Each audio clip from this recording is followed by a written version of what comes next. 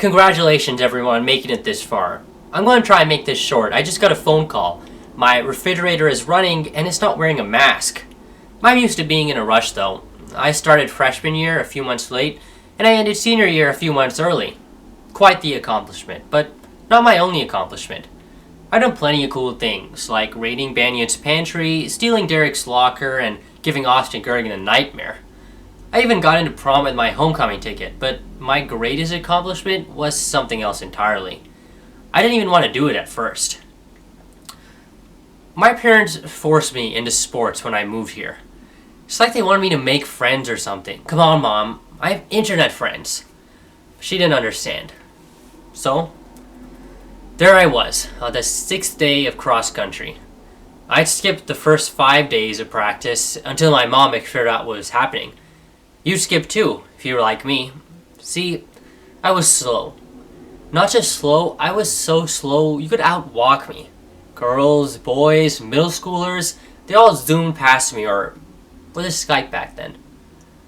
Anyways, it was one thing to run low in the back, but it was worse when I'd get lapped and lapped and lapped. It was like a joke. I was a joke. So that's why I voted the first 5 practices. I knew what would happen. But when I got there, something else happened entirely. I was still slow, and I was still getting lapped, but it didn't feel so bad. Because every time I got lapped, they'd say, "Good job." Which was obviously a lie, because I couldn't run, but they still said it. I felt like I actually belonged. Like for the first time. I was actually part of the team. I still didn't like running, but I stuck around. Eventually, I went out for track all on my own. And after all those miles, I started getting faster. My times went down, I started to pass some people in races. Maybe I could get good. So, I started running over the summer. I made running my life. I ate to get faster. I slept to get faster. I listened to Eminem to get faster. At some point, I started to enjoy it. I guess after putting in all that work, it became important to me. I was ready for cross country next year and excited to do my best. When I just barely made it onto the varsity team with people like Brogan and Johnny, it was my greatest accomplishment. Not because it was unique, because it's not. Not because it's impressive, though it might be. Not because it took me many years, though it did. It was my greatest accomplishment because it made me sacrifice the most. Not just my time and energy, but my ego and sense of self. And because I sacrificed, it started to mean something. The more I gave, the more it meant, until nothing made me happier than a fast time on a 5K. I made friends too, which was pretty cool.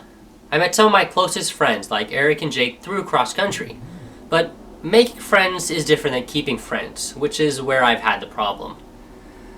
See, if you're willing to sacrifice for something, it grows and grows. But if you refuse, it withers away into oblivion. If I did anything in 2019, it was study. I carried a thick stack of flashcards in my backpack and went through them constantly. I wrote and read and rewrote notes on all of my papers. I signed up for so many online learning websites, all because I wanted a perfect score. Did I need that score? Well, not really, because I never got it and I turned out just fine. So was it worth all the effort? I don't know. But I do know what it cost me. My friends would be playing cards while I was studying cards. They'd try to talk to me and I'd leave to go study alone. Or maybe we'd make plans and I'd cancel at the last minute. Sorry, gotta take another practice test. I refused to sacrifice even a minute to be there for my friends, and it's clear what had to happen. I have less friends now than I did before. And while the ones who remain are real OGs, I sometimes think about the ones I've lost. Was it worth it? Your guess is as good as mine. But you reap what you sow. What you sacrifice will define you. If you give something all you have, you'll get all you need. But nothing will grow if you refuse to water the seed. Over the last few years, we've all had to sacrifice our time, our energy, and our pride to do something meaningful. This graduation took sacrifice too over the last 4 years, and especially over the last few months. March 13th feels like a lifetime ago. But we still have our lives ahead of us. It will demand a lot. We're going to have to make a lot of sacrifices and we won't always know what to do. But I'm confident that whatever we give, we'll get back in ways we never imagined. So let's be grateful for the people who've given us so much.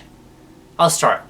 Thanks to my 1 choir director, 2 debate coaches, 3 science bowl coaches, 4 cross-country coaches, and 5 swimming coaches. Thanks to the administrators who went above and beyond, helping me to start something new. Thanks to the teachers who taught me far more than just the subject matter. And shout out to Sidewalks for keeping me off the streets. Thank you.